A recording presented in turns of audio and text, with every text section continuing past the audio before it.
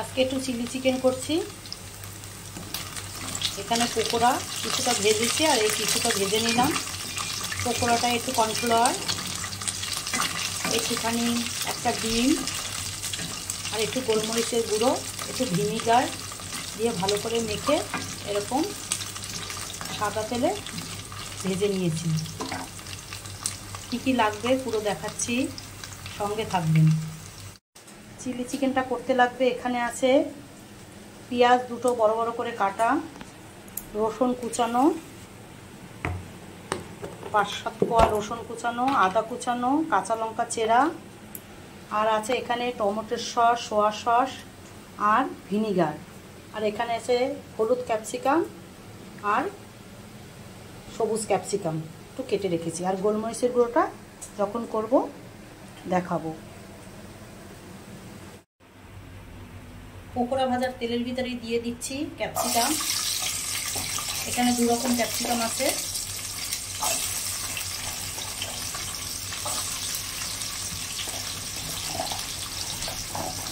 সবাই chilli chicken করতে পারে। দিয়ে দিচ্ছি বড় বড় করে পেঁয়াজ,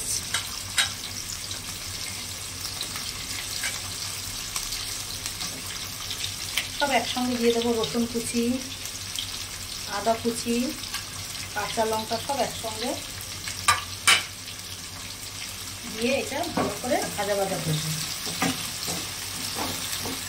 মানে খুব নরম করবো না, একটু যাতে শক্ত শক্ত থাকে। তারপরে পুরো সস টসগুলো দেবো, দেখাবো। ভাজা ভাজা মোটামুটি হয়ে এসেছে। দিয়ে দিচ্ছি নুন। নুনটা অল্প করেই দিতে হবে, সোয়া সসে নুন আছে।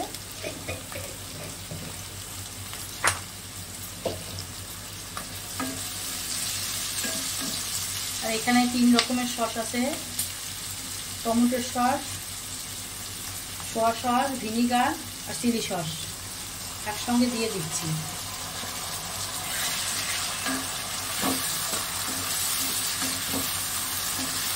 ভালো করে একটু কষাতে হবে।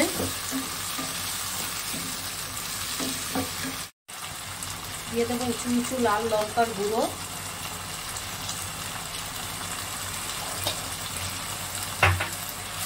কালারের জন্য। চিলি চিকেনের কালারটা ভালো আসে।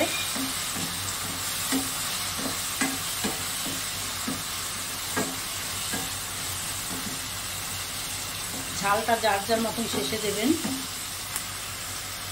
দিয়ে দেবো অবশ্যই গোলমরিচের গুঁড়ো দেবো।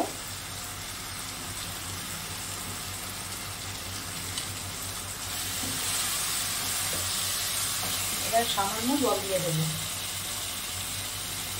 এইটুকু জল দেবো, বেশি জল দেবো না। একটু সেদ্ধ সেদ্ধ ভাব হবে, গ্রেভি গ্রেভিটাও হবে। পকোড়াগুলো ভেজে রেখেছি সেটা দেবো। এবারে দেবো পকোড়াগুলো ভেজে রেখেছি, এই যে চিকেন পকোড়াগুলো দিয়ে দিচ্ছি। আর দিয়ে দেবো একটু চিনি ব্যালেন্সের জন্য।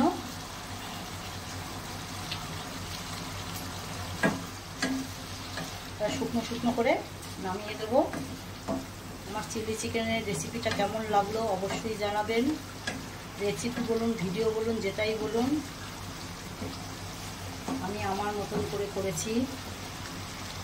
একদম শুকনো শুকনো হবে। আমার চিলি চিকেন রেডি হয়ে গেছে। যদি আমার চিলি চিকেনের রেসিপিটা ভালো লাগে, লাইক শেয়ার কমেন্ট অবশ্যই করবেন। আর কেমন হলো আমার কমেন্ট বক্সে জানাবেন। আজ এই পর্যন্ত, আবার একটা রান্নার ভিডিও নিয়ে আসবো। ভালো থাকবেন, সুস্থ থাকবেন।